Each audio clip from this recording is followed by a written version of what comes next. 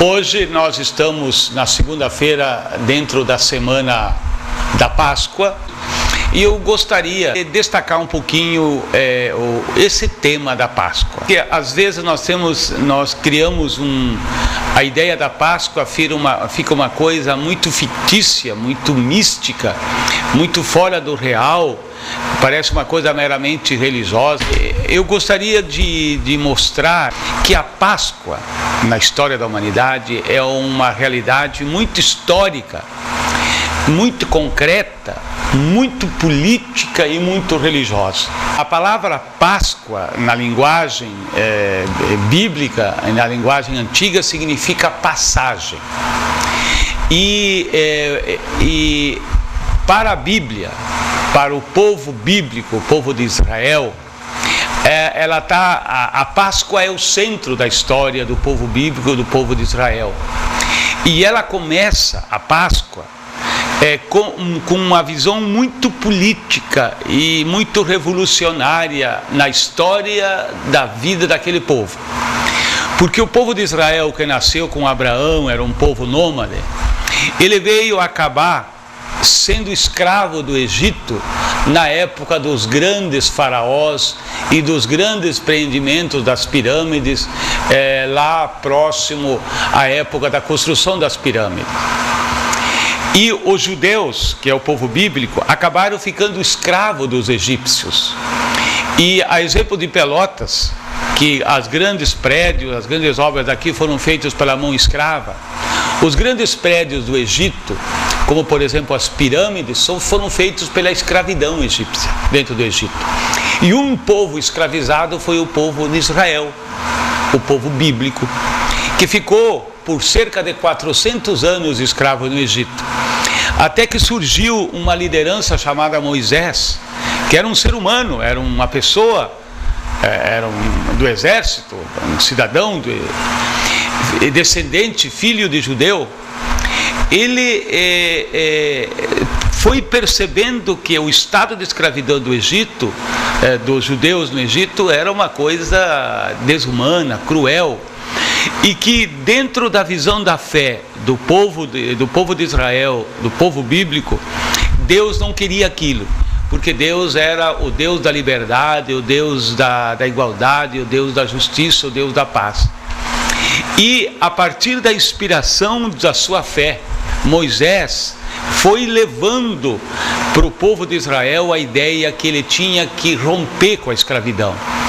E ele conseguiu convencer o povo judeu que ele precisava fazer a luta para a libertação da escravidão egípcia, e aí foi a famosa passagem do Mar Vermelho, a fuga dos judeus da escravidão do Egito para a terra palestina. A Páscoa judaica é uma rebelião dos escravos contra a opressão egípcia. Notem que a palavra Páscoa significa então passagem, mudança da escravidão para a liberdade política, religiosa e étnica do povo judeu, então escravo do Egito. Depois o povo judeu foi na Palestina vivendo como povo, se constituindo como povo, com os reis, Davi, etc. E sempre o povo bíblico tinha dentro de si uma compreensão, uma ideia fundamental, que era a esperança do Messias, do Salvador que viria salvar o povo judeu e botar ordem na terra e salvar a humanidade.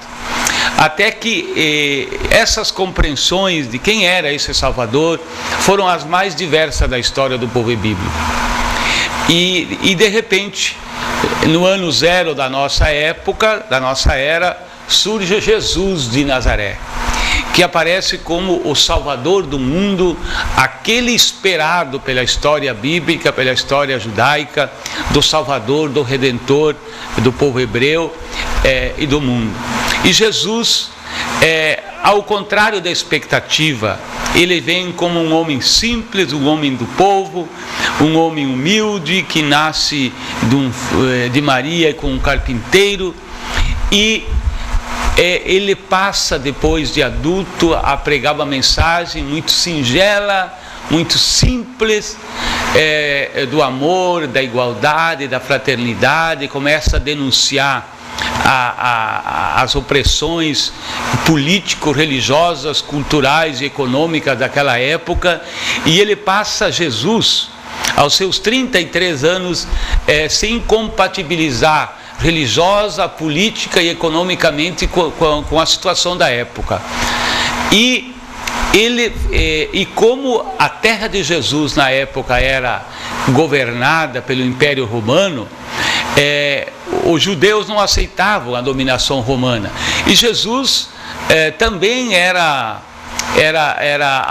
aliado à discussão da igualdade, da liberdade do povo judeu e do povo bíblico.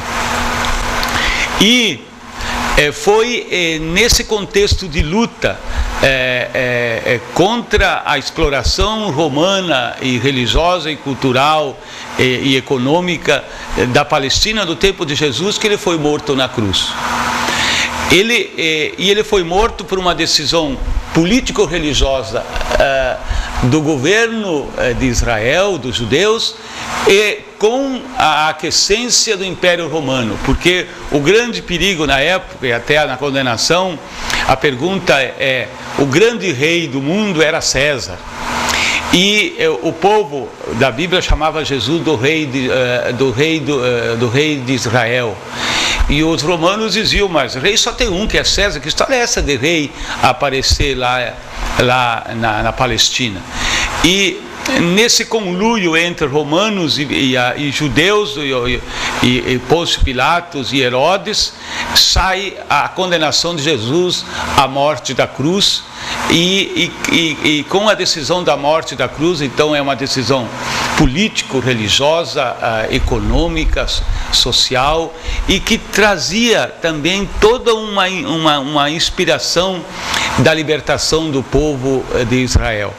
Jesus é condenado à morte de cruz.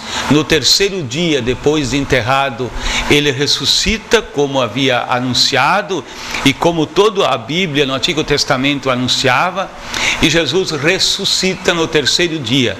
Então a Páscoa cristã, a Páscoa judaica é a passagem da escravidão do Egito para a liberdade da terra prometida. E a Páscoa cristã é a passagem da morte de Jesus na cruz, com todo esse processo histórico, político, religioso, para a ressurreição, vencendo a morte, vencendo a opressão, vencendo os romanos e vencendo o próprio status quo daquela época. Então, por isso que eu dizia que a Páscoa é uma realidade histórico, política e religiosa importante, não é uma mera um misticismo religioso. A Páscoa hoje, cada ano é uma renovação, é uma passagem de uma vida menos boa para uma vida melhor. A Páscoa para os cristãos é uma passagem da morte para a vida, e todos os tipos de morte. A Páscoa para os cristãos é uma passagem da violência para a paz. A Páscoa para os cristãos é uma passagem do ódio para o amor. É uma passagem da guerra para a paz. É uma passagem da opressão para a liberdade. É uma passagem da ditadura para a democracia. É uma passagem da desigualdade entre os homens, onde alguns têm quase tudo e a maioria tem tão pouco, para uma passagem de igualdade, de fraternidade, onde Deus é o Pai de todos e nós somos irmãos, e tornados assim pela Páscoa do Cristo, que nos salvou e nos fez passar da morte para a vida e de tantos menos para tantos mais. Então eu gostaria de ter como cristão e como educador, poder também ajudar a fazer que toda a humanidade, todos nós, não percamos essa dimensão histórico, político, religiosa e existencial da Páscoa que nós renovamos todos os anos. Então, que possamos celebrar esses fatos político, histórico, religiosos com o realismo que eles têm na história.